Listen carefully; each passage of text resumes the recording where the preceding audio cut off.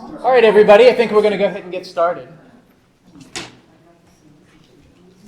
There'll be plenty of time to chat afterwards because Corinne's got a couple of little special surprise for us tonight, so I'll let her share it. Okay. So welcome to the February 2024. Wow, every month it always surprises me what month we're in, right? So welcome to the HAWK, the Habitat and Wildlife Federation, the Habitat and Wildlife Keepers North Carolina Wildlife Federation chapter meeting. And many of you have been here before, so you've heard me talk about us starting a whole bunch of years ago as a nonprofit group adopting the Squirrel Lake Park over in here in Matthews. And since then, we have, in the state of North Carolina, we were the first chapter. Since then, a whole bunch of years ago, now we've got north of 20 chapters around the state, all the way from the Charlotte metro area as far as Greenville, North Carolina area. Not quite Greenville, but way far away. I mean, it's like a whole other state. It's like 6 hours away from here. So this is where it started, at Squirrel Lake Park. It doesn't look like this anymore. It's a whole lot more grown in, which is one of the volunteer opportunities that I'm going to mention later. We'd always use some help weeding this park. But certifying your yard with the National Wildlife Federation is one of the easiest things you can do. And I know that North Carolina just hit a milestone. I believe it's 15,000 properties have been certified as wildlife habitats. Just show of hands, how many folks have certified their yard? All right, that's great. So for the rest of you, you can certify an apartment patio with native plants. And the idea here is what you're looking for is food, water, shelter, and a place to raise young. So water's pretty easy, adding a bird bath. And this time of year, as it freezes, water is really important.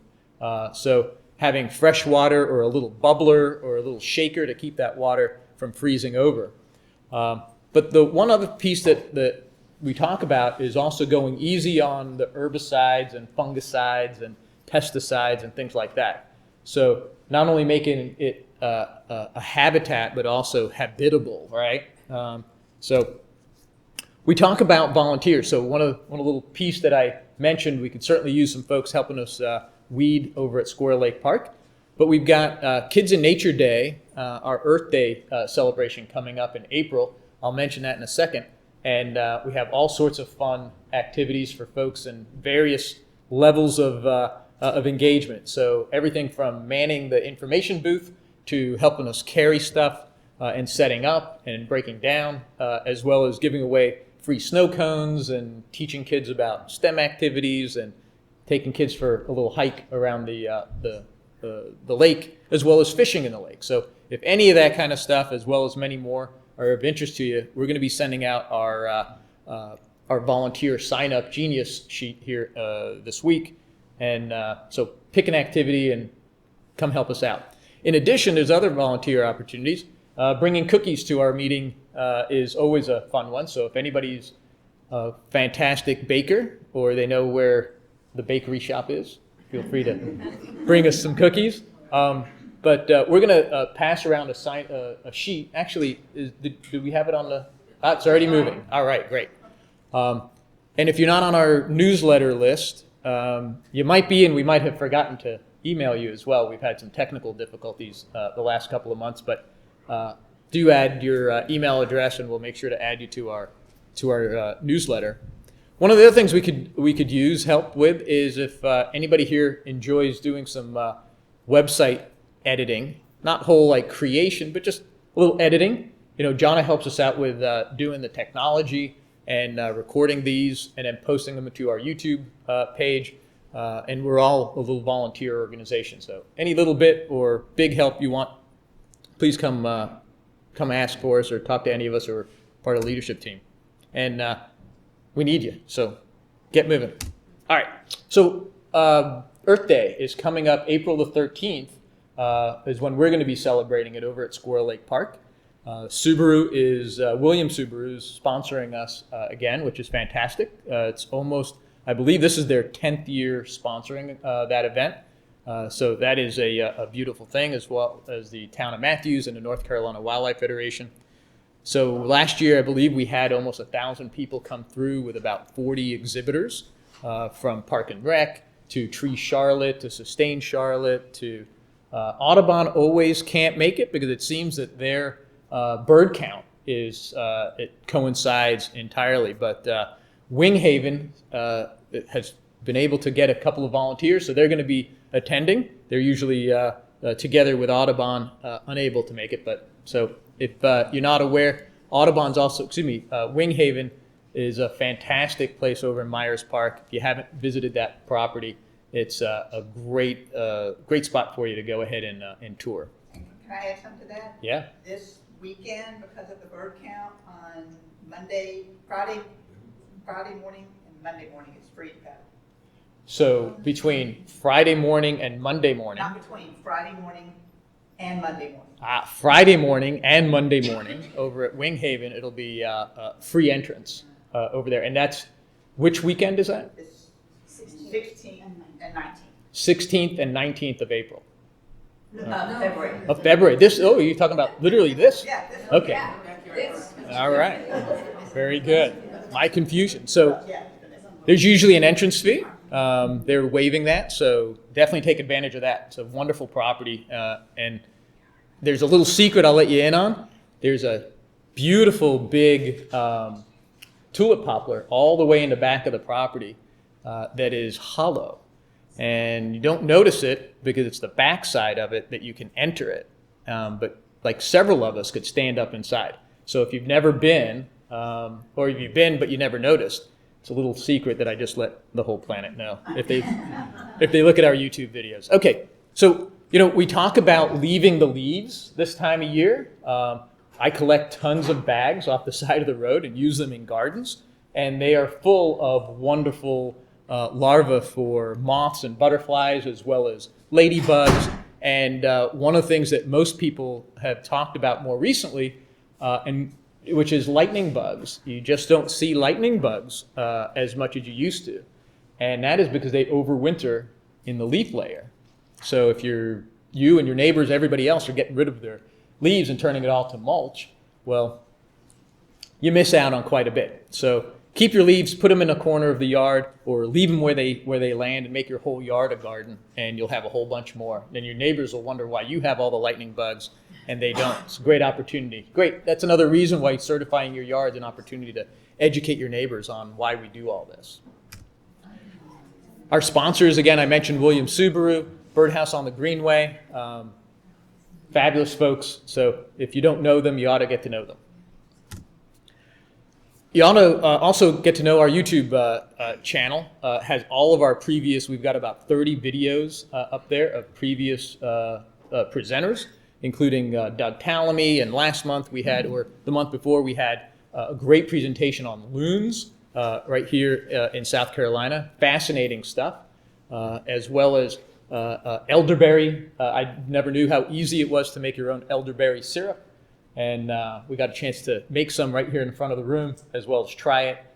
So take a look, plant some elderberry, some native elderberry, and you can learn all that from our YouTube channels.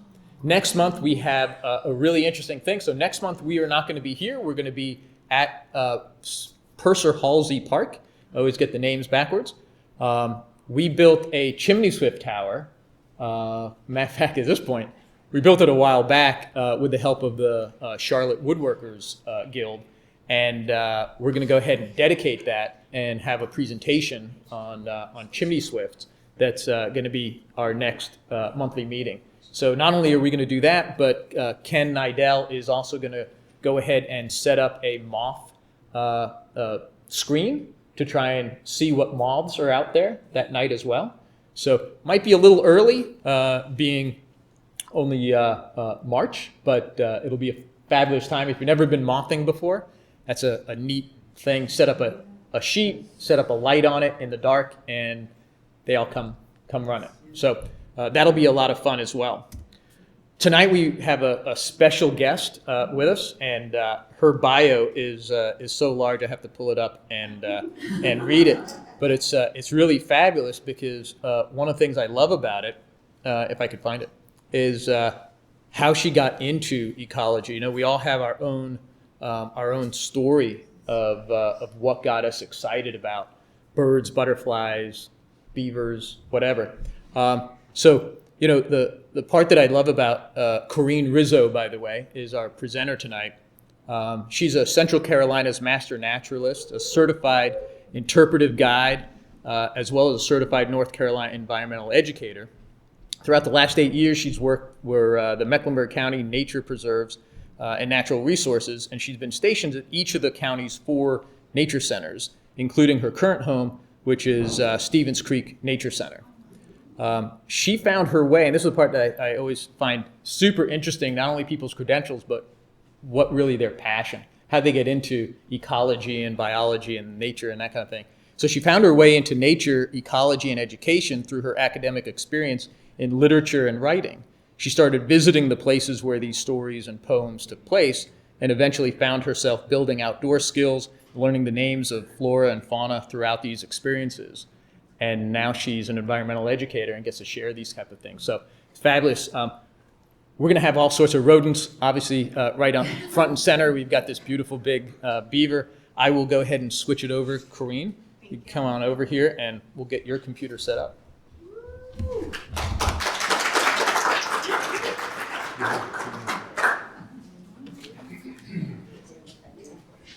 Also, we have vintage T-shirts of our old logo in back, and just give a donation and you can pick up one of those shirts. Nice marketing. Let me get this out of your way. You can go ahead and set it up. Oh, I see. Will that work? Yeah, no, that's great. Thank you. Mm-hmm. You get. Is it doing it? Nope. What did I do?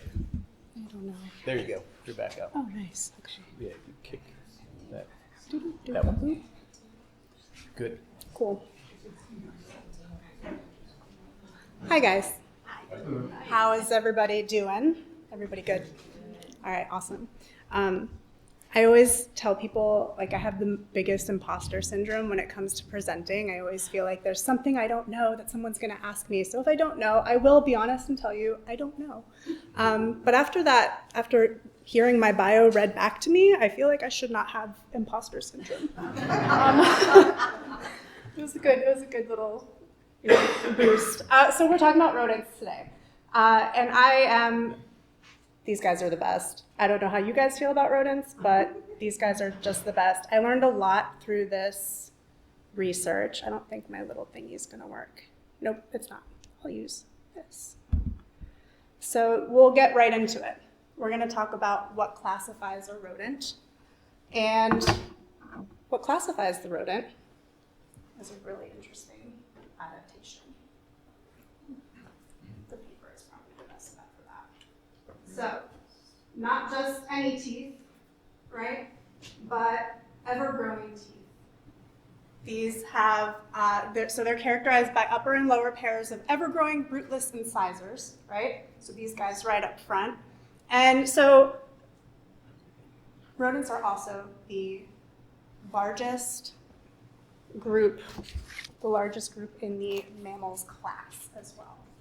So the number, about over 4,000 species of rodent. We are not going to talk about all of those today.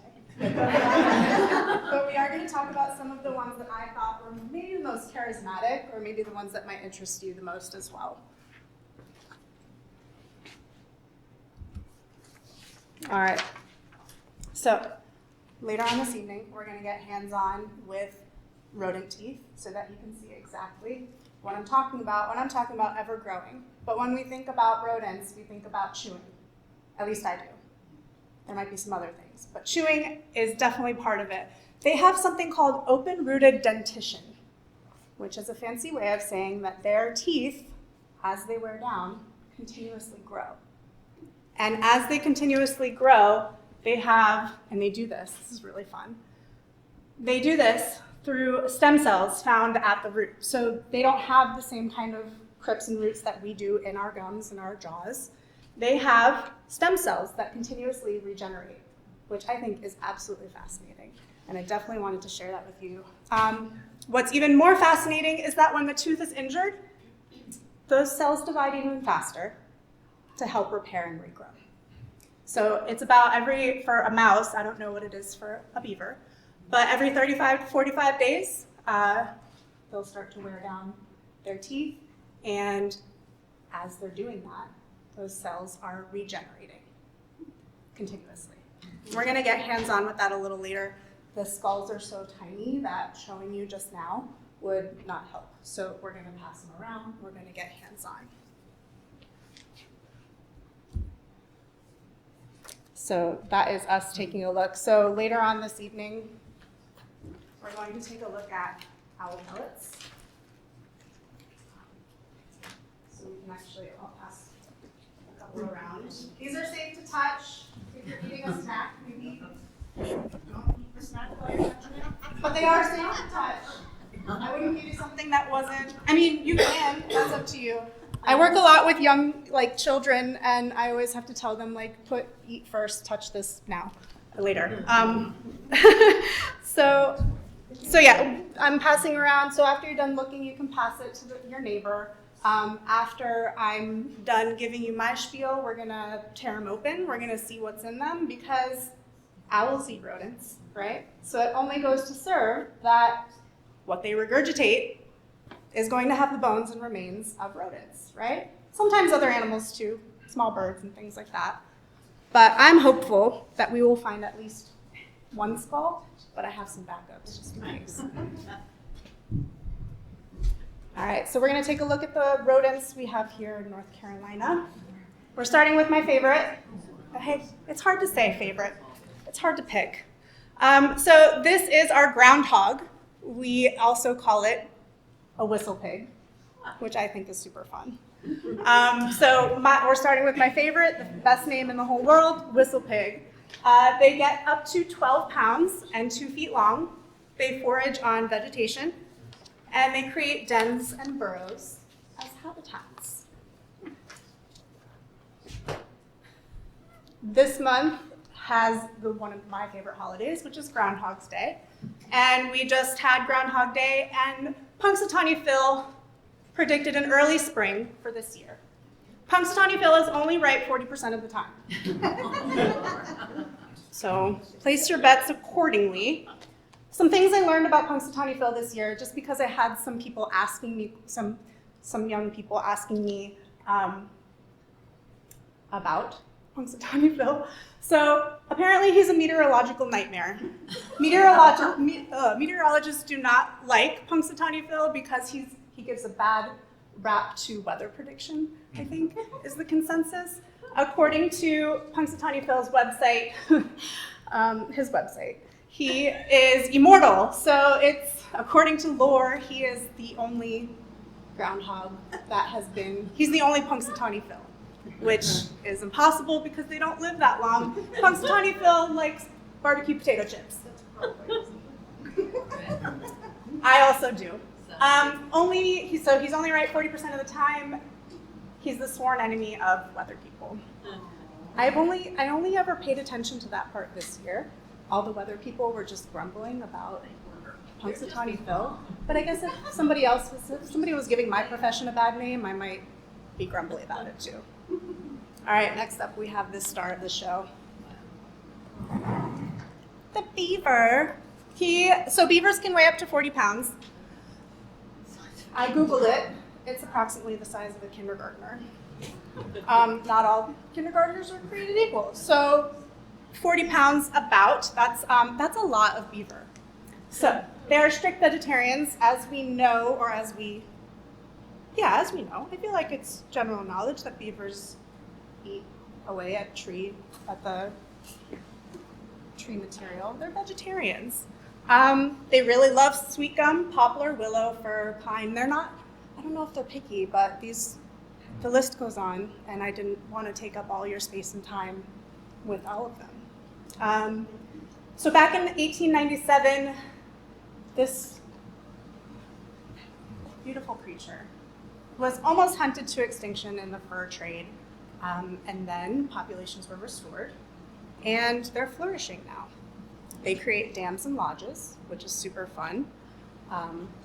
Well, it depends on who you ask. I think they're super fun, but I don't live next to a creek or a body of water that flows that is currently being stocked up by beavers. So if you do, yes, I can see, I'm not in danger of being flooded out by a beaver, luckily. Their tail, I'll show you the beaver tail. So this beautiful taxidermy, the tail is not real, but it is replicated to feel and look like a beaver tail. They use it for communication.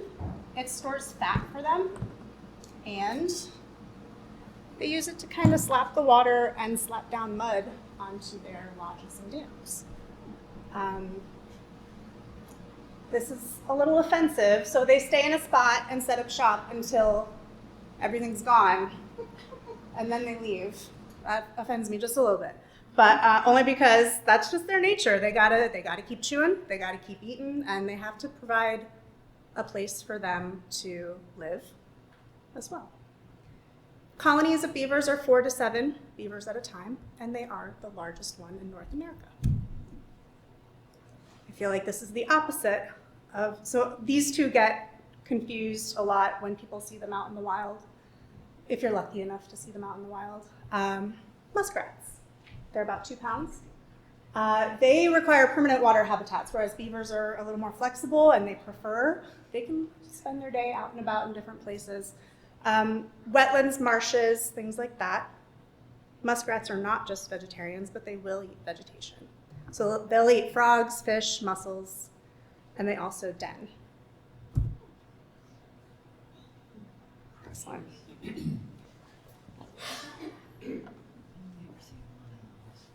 Squirrels. This is not a flying squirrel skull, so when you take a look, just pass it to your neighbor as soon as you feel like you've had enough of that skull. The skulls are replicas, so if you're squeamish, it's not real.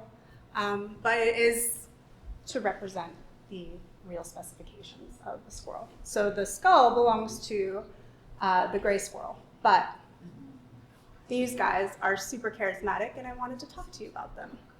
So we have 2 types of flying squirrels in North Carolina, which I did not know. I knew we had 1 type. So we've got southern flying squirrels. It has a patagium, which is connected the skin flap between the appendages that helps them fly. They can adjust their direction by muscles in that tissue, by just like flexing like different muscles in their body to adjust that tissue, which is amazing. They'll eat nuts and berries, and apparently they'll feed on leftovers, carrion, yeah. So I didn't know that. I never thought about that. So these squirrels don't nest the way gray squirrels will. They live in tree cavities. One of the cool things I came across was that their roosting activity can be up to 50 of them at a time, which seems like a crowded situation. But they are very tiny, so if you consider they only weigh 2 to 3 ounces full grown, there's a lot of room for 50 squirrels. We also have the Carolina Northern Flying Squirrel, and they're a little bit bigger. They weigh 3 to 5 ounces, so hefty, right? It also has the patagium connected skin flap. They are endangered here in North Carolina. And, fun fact, their vocalization is at a register that is higher than the human ear can perceive. So they're talking about you or us, about the world, or all around us, and we cannot hear it. We can't even hear the pips and squeaks. But I think it's like a secret code. I love that. So the Carolina Northern Flying Squirrel. This is their range. It's very small. Yeah, it's very small. And It's just habitat and things like that that cause the dwindling numbers. I did not get into what's being done about their endangerment, like what efforts are being taken, or who, if there's like a group of people that are like flying squirrels. But I can't imagine there isn't, because they're so cute. They're very charismatic. I'm gonna take a sip of water if you excuse me.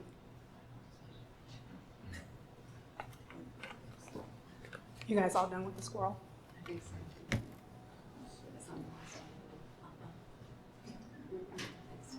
Did everyone get a chance to see the squirrel? All right. Excellent. All right. So many rodents, right? Lots of rodents to cover. This is a summary page for you guys. So lots of different types of rats and mice out there.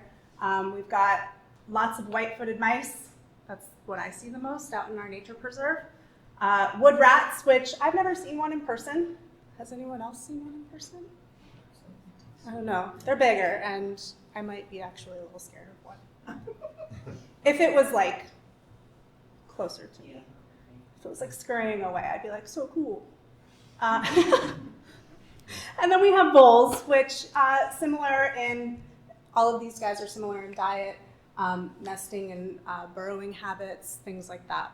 So I wanted to lump them all together. I'm sorry if that offends anybody. I think these guys are really special. So we've got 3 different types of moles here in North Carolina. We've got the eastern mole. That looks like a super happy eastern mole. We've got a hairy-tailed mole, which side by side, I know there's a difference. I don't see it. They're about the same size. They have all the same features. And then we've got the star-nosed mole, which stands out hands down. It's got 22 rays on its nose, which make it an interesting character, right? So interesting to look at. It has over 100,000, ooh, that's a typo, 100,000 nerve fibers. So it's got the most sensitive touch than any other mammal. And these guys are subterranean, right? So having those feelers, that sensitive touch is a huge, huge advantage. They have eyes. They do. They don't work, really. I mean, if I'm gonna summarize, they're not their best. They're not their strongest adaptation, right? So it's their claws and their other senses. They're gonna help them move around. You can't really see them, right? But they're like little indentations Yeah. or something. Right? Yeah. It's like And something. everything about them is just kind of like to seal up airtight so that they can spend their time underground.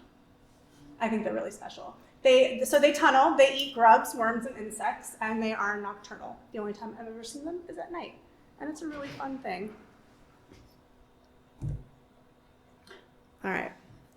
So how do rodents fit into our ecosystem? So those were our star players, right?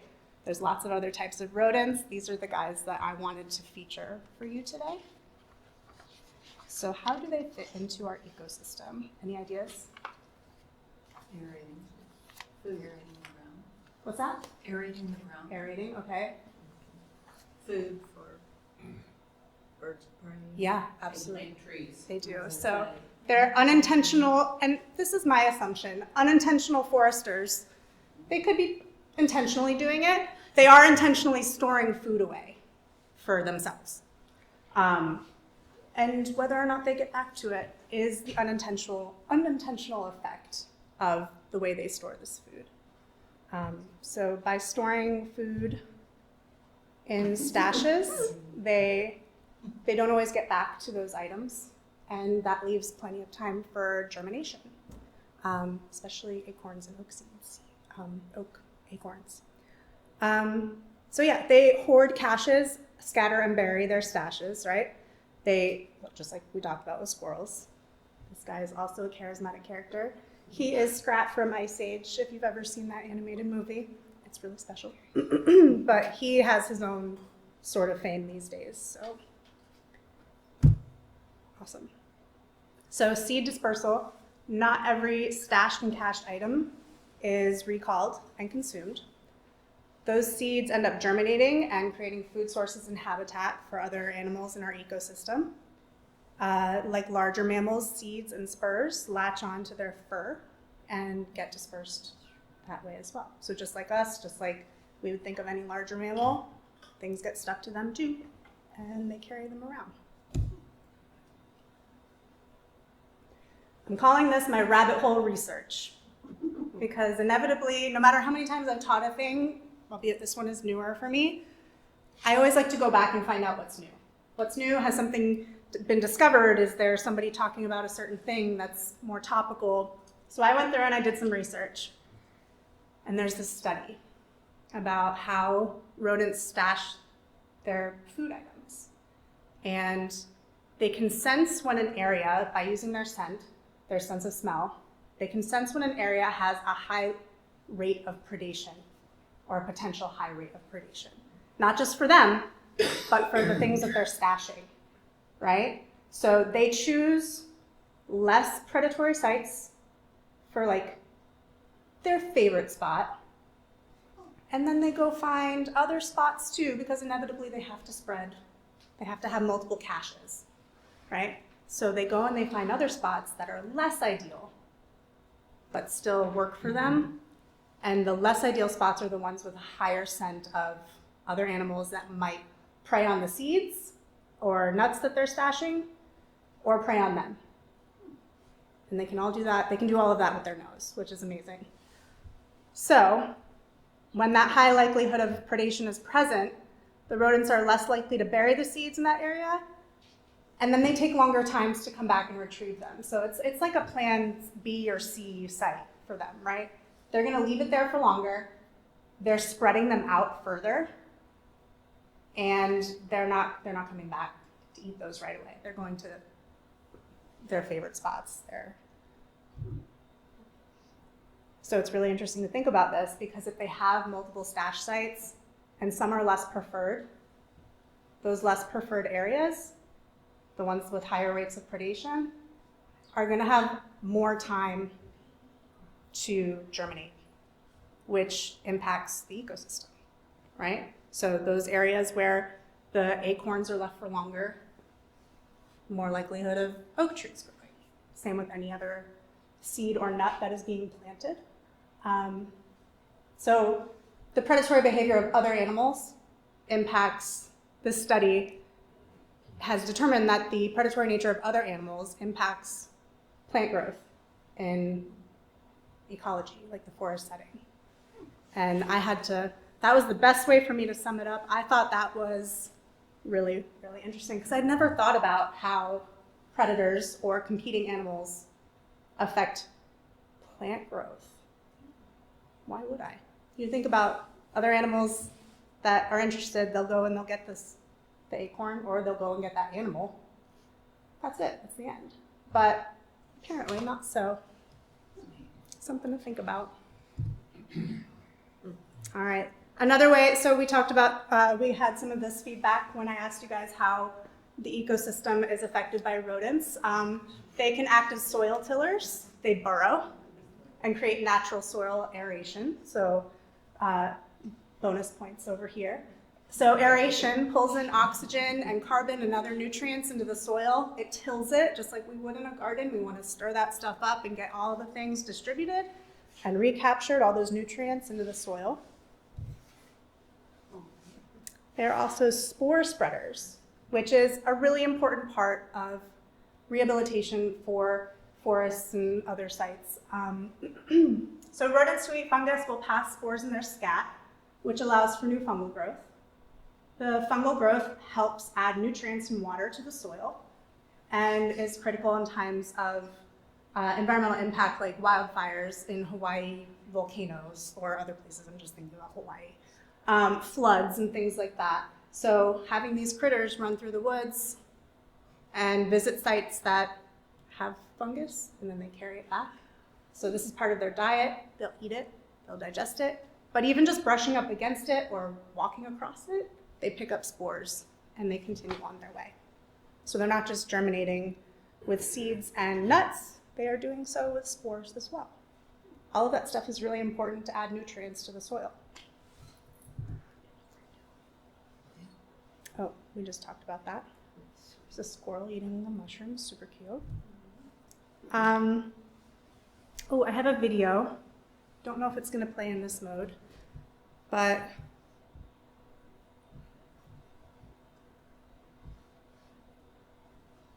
Do we need to connect you to the internet?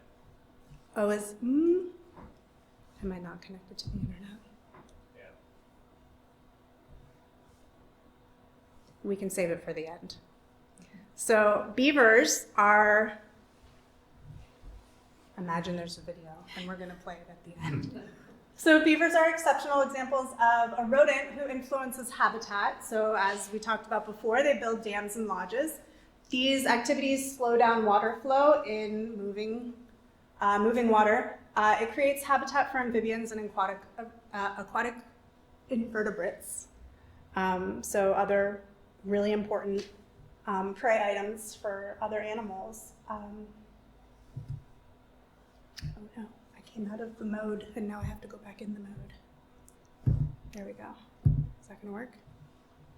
Awesome. So dams and lodges also influence the type of habitat that exists on either side. So untended to, here in Mecklenburg County, natural resources will come through and make sure if dams are in danger of endangering property or safety or something like that, they'll take them down. However, this person is a farmer, a rancher in Montana, and he actually builds dams intentionally to replicate what beavers would provide because they've been kind of removed from the area. So this is a type of sustainable farming where he creates more fertile grasslands for his cattle and other grazing animals by building these dams with things that he's essentially acting as a beaver. So more water remains on site. It creates more grazing grass and a more stable environment for pollinators and endangered species in that area. Yeah. So they are a critical part of our food web, even up to 40 pounds. Other animals will prey on them. They are primary and secondary consumers. That's just a fancy way of saying something eats them, and they eat mostly vegetation or the items that eat vegetation. And so these are some animals that rely on prey items. We've got a fox. We've got different types of birds of prey, snakes, and a coyote. Definitely coyotes. A possum is not opposed. Bobcat and box turtles have been known to also consume like very small, they're called pinkies, which are like newborn, yeah. So, and that's a valid food source for them. Awesome. So rodents have an impact to humans as well, not just the ecosystem. They act as natural insect mitigation. If you could tolerate having rodents around that are insectivores, they will kill insects for you, especially the ones that eat grubs, right? Important link to our ecosystem, like we talked about. The bad that comes is property damage, conservation land, and crop destruction. Common urban issues are from moles and beavers. Rodents such as rats and mice as well that will chew through property, and because they can't help it, they just gotta chew. They also have been known to carry, depending on the animal, carry diseases and bacteria. This picture is really interesting to me, and they didn't have any more of these on the research that I was looking at, but this is an area of hemlocks in northern Pennsylvania, and a beaver dam, these beavers keep coming in and building their dam and flooding this hemlock grove. And natural resources in the area are spending a lot of money on killing the woolly adelgid, which is a parasite to the hemlocks. These ancient trees they're trying to save them, but by being a beaver and building a dam, they're flooding this area of endangered trees, essentially. So there's this battle between what nature wants to do and what humans are trying to get nature to do, right? So we're trying to save the hemlocks, but so the quote that struck me from that article was, "You see hemlocks that are dying because they're too wet from beaver activity. We do not want to spend our resources treating hemlocks for hemlock woolly adelgid, only to lose them to beavers."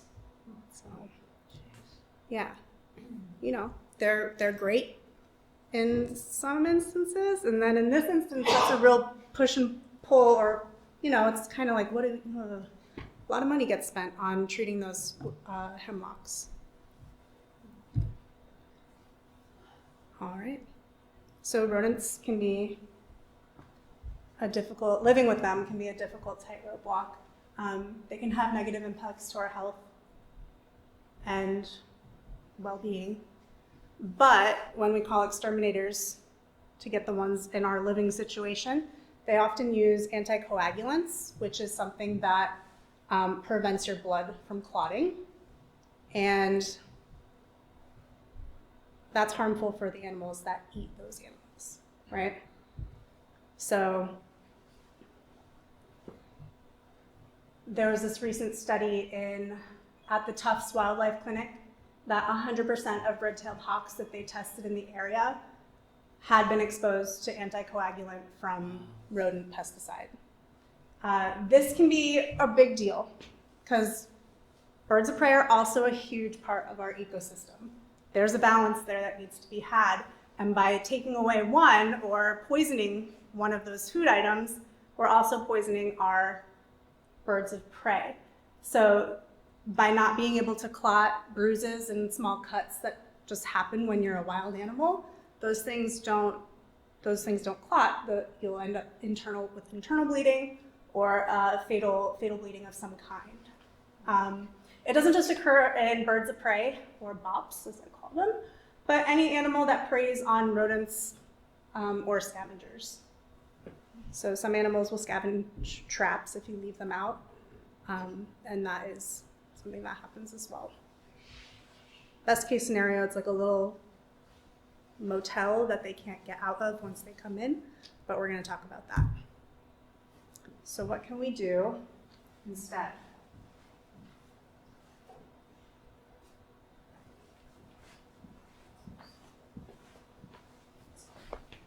We can live trap. So instead of poison, that rodent hitting the poison and running away to live out its last moments, and then maybe getting picked up by a bird of prey or something else, we can set live traps. These are clean and disinfected. If you don't want to touch them, I understand, but I disinfected them. The only reason, I have them on hand at our nature center because during educational programs, we use them in summer camps or programs where the kids are coming back the next day, and we learn about what these animals eat. We decide what we're going to put in the traps to bait them, and then the next morning we come back and we see if we caught anything. And we'll do that with thick gloves, either leather or nitrile coated, and a terrarium, right? So those live traps are meant to bait an animal into it. They come in all different shapes and sizes, but they're called Sherman live. These ones are Sherman live traps. And there's a little platform in the back, so when it comes around, take a look. You can even try setting it off. But once it doesn't take much, the door closes. So not only does it get a little snack and a safe place to be at night, but it's still living, and you can bring it into the woods or whatever area you think is best. Will it come back? Maybe find its way back, but now you know you can trap it, right? Setting it free is not for the faint of heart. You will have to push it back down and dump the animal out. A terrarium is fun if you're interested in observing. I have gloves that if somebody bites me, I will not get bitten, or tries to bite me, I will not get bitten. So I try to wear those. Best case scenario, you pop it open and you just put it down and walk away. So that's one option. Do Oh. mice return to do they return to an area like bears tend to return to? They're persistent. So beavers are the same way. Rodents are persistent. If they find a food source, they're reluctant to forget about it. So beavers will stay in a place until it's completely, it's all of its resources have been used, and then they'll move on. Smaller rodents like rats and mice, they will also do their best to find their way back. Like we talked about, their sense of smell is really keen, and their range is, it's not as big as some other animals, but they'll figure it out, maybe. I wouldn't put it past them. Everyone always tells me they will. But with their sense of smell, I don't doubt it. The only reason I have that knowledge in these items is because I've become a resident rodent catcher at my nature center. We're in the woods, and it only stands to reason that we would get critters, especially if we eat at all in our space, which we do. We have lunch and snacks and things like that because we're human. We also have an exterminator that comes. He uses sticky traps, and those gross me out. So I have a little competition going with the exterminator. My score is 2, their score is 0. We've never caught one in a sticky trap, but I have caught them with a peanut in a Sherman trap. And then I set them free in the woods, and if they come back, I'll just catch them again, and that'll be that. We'll be friends. I'm very sensitive about sanitizing and all that stuff. I'm crazy about it, so for me, I feel comfortable interacting in that way. Again, sticky traps, they're lethal, so unless an insect or something comes along, that animal is trapped in the sticky trap, and it's not always your intended target, right? Especially if it's an outside trap. So even in, this picture cracks me up, because even in this picture, there's a rat snake, which is the natural exterminator of the rat, and yet this trap is still here. So you might end up catching a perfectly good and safe animal to have around your property, like a rat snake. If you've got one or more of those, you have no need for an exterminator. So that's the downfall of the sticky traps, is they're going to get stuck there, and you're going to have to dispose of it yourself. And also, you might not catch the thing you're intending to catch. We had a dog in our preserve recently that nobody could catch. It belonged to somebody. It was like a month-long ordeal. They had permission to put traps out for the dog because it was like a last-ditch effort. They had cameras trying to look for the dog, permission from all sorts of people I didn't think would give permission to do this. But they did. And by putting the traps out, I thought, they're not going to catch a dog, they're going to catch possums and raccoons, and that's what they did catch with the traps. So you're not always catching your intended target, you're catching all the other things that come along with it. So those are just some options instead of sticky traps and stuff like that.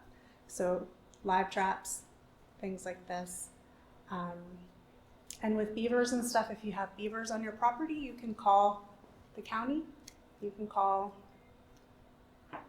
there are wildlife people who come and remove them. They'll trap them and remove them. But just like rodents, they'll oftentimes come back.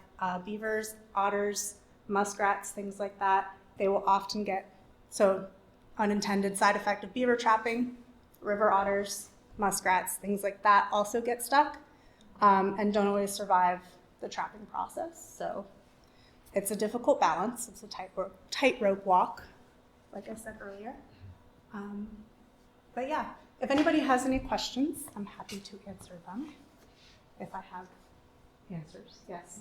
So for the mice, in terms of trapping, I read and I just felt like this information on the internet was hearsay, but they said that you have to release them up to 2 miles away. Now, 2 miles seems an awful lot for a little amount. That, honestly, that sounds reasonable to me. What's Does that? Can you repeat that? Oh, the question was suspect information on the internet. to release a mouse or a rat, you need to give them about 2 miles before they can find their way back. With their sense of smell, that sounds reasonable to me. Okay, wow. I don't know specifically if 2 miles is the answer. I know a lot of animals have a typical range, and if you put them outside, they won't find their way back. So that's possible. I don't know for sure. Something they find them first before they make it. Right, exactly. That's the hope, right? Like put it where you know something might also get it. In my neighborhood, we've got a lot of stray cats, and I know for sure that they are my natural pest control. So while some people like to trap them and relocate the cats as well, you could trap them, get them fixed, and then release them, and then they're natural pest control. However, cats end up hurting a whole other part of our ecosystem, backyard birds and things like that. So, but we also have coyotes, which take care of the cats. So there's a whole soap opera going on out there of who killed who.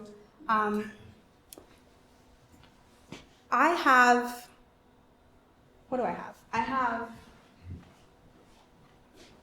I don't know the best way to do this, but I'll put some out on this table here, and if you guys want to come up and take a look at the owl pellets and pull them apart and see what you find. It's kind of like a pinata, maybe in a way. That's nature's pinata. So this is the surprise that I was mentioning earlier, is that Corinne brought several pellets. I don't know if anybody remembers in elementary school or high school dissecting these things, right? Pulling them apart, but it is remarkable what I remember being really amazed at what was in it. So show of hands, how many people have ever dissected an owl pellet before? All right, so maybe a quarter of the room. Nice. So for those who haven't done it, it's just really neat. Do you have a couple of tools to pull them apart with? I do, yeah. I also have fluff. So fluff is what we at our nature center refer to as an owl pellet that's already been dissected. So if you don't necessarily want to pull this one apart, you can look through the dissected fluff. And it's much cleaner than dissecting the frog class. Oh, 100%. Right? And so please feel free to come up. I have more of these tools. And if you want to look through the fluff, just get yourself a little cupful. You can dump it out on the tray. But yeah, you might end up finding a rodent skull. That one looks like it's got bird wings in it. Yeah. And then if you don't want to go through any of the owl pellets at all, I wanted to give you the option. I did end up finding one pellet with a rodent skull in it. And when I talked about the ever-growing teeth, if you're very careful, you might also use tweezers for this too, but you can pull on the teeth, and the teeth slide out and continue sliding out, and that is just one.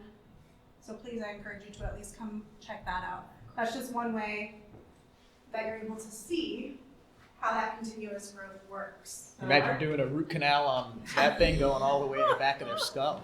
Yeah.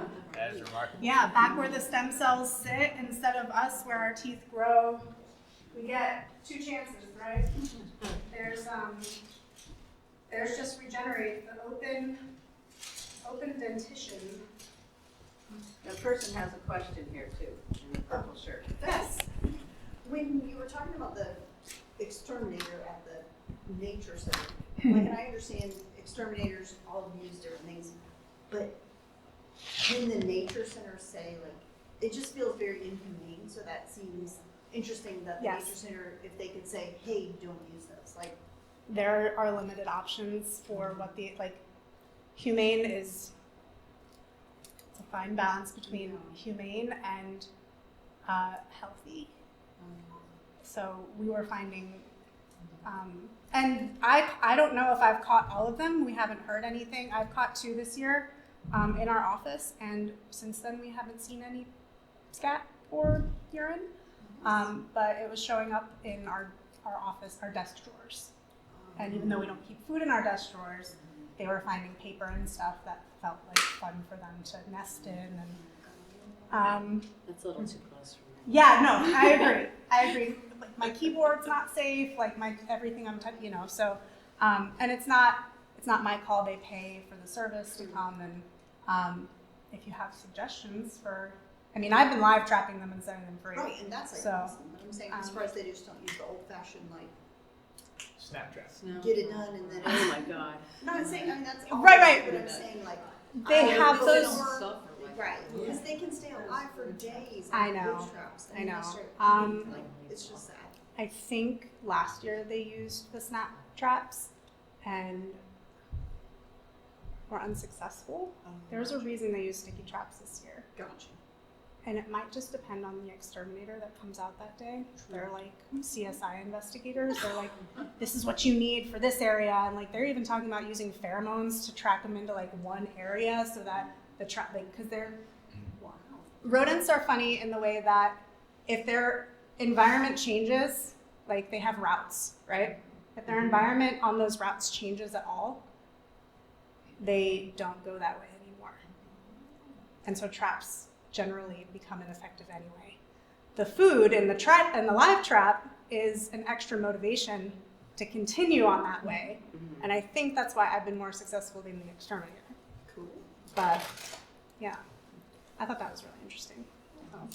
So You you know, said that they won't use the same, can you Yeah. repeat that one more time? Yeah, so rodents, especially mice, in the ones that come in and become pests in our living environments, they're sensitive to changes in their environment.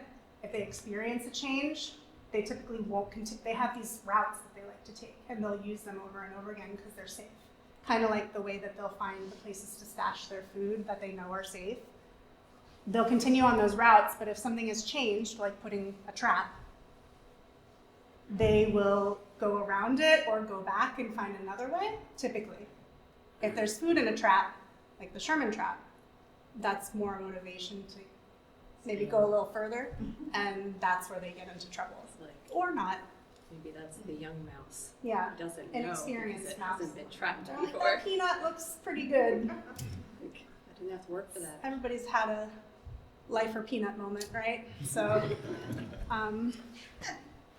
can't blame them. So, but the peanut rewards them with freedom out in the woods for as long as that permits them. So, You know, one of the ways that we our email that we send out, our little tagline that we put at the bottom of it is, don't underestimate what a few concerned citizens can get accomplished. So I've mentioned this before at meetings, and I call it being a noisy cricket.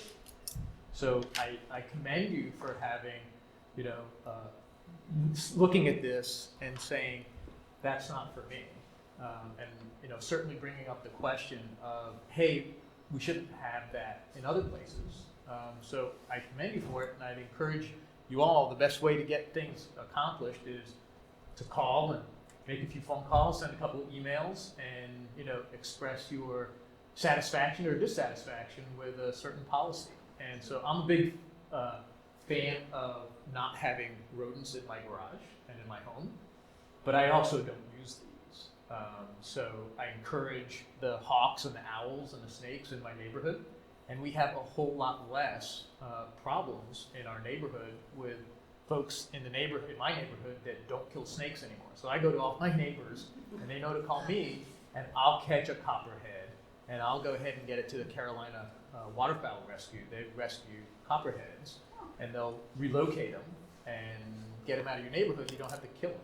And then they all know to definitely not. I mean, this is terrible advertising. This is a perfect reason to not use this, which is, you know, king snake or you know, any of the black snakes that we have around here. Definitely keep those. So all my neighbors, and again, it's another opportunity to have a conversation with your neighbors, but also with our, you know, officials that are even in your office building. It has nothing to do with, let's say, a nature center. Same thing. So I agree. It's a brutal way. Get stuck on a big sticky trap, and then other things come, stick to it. So you get a lot of things that we want in our gardens that get stuck to these things, not just the ones we don't necessarily want. So I'd encourage you to be a noisy cricket. Squeaky wheel gets the grease, right? That's right. The Yeah. nature preserve people like squeaky crickets, noisy crickets, squeaky crickets. So you can always, if you have a suggestion or what, it's one of those things where like you're the expert, so. Right. But yeah, like I said, the expert hasn't had much luck. I love that you're doing what you're doing, that's awesome. It's And then fun. it was Exterminator Zero. Yeah. Yeah, thank you so much. Absolutely. Thank you. And please come get your hands dirty. There's still goodies over here.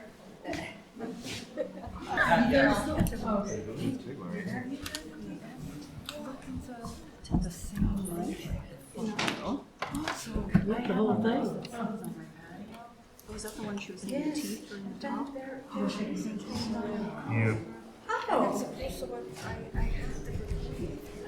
I am. Do you mind if I unplug this before I forget? Okay. I just know I'm gonna walk away from it.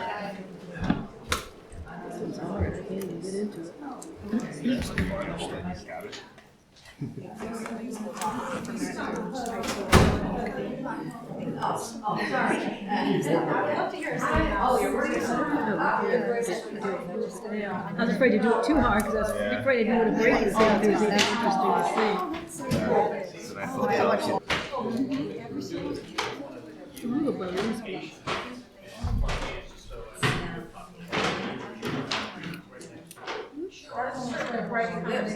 Yeah, so the one, but I'm He's definitely talking, yeah.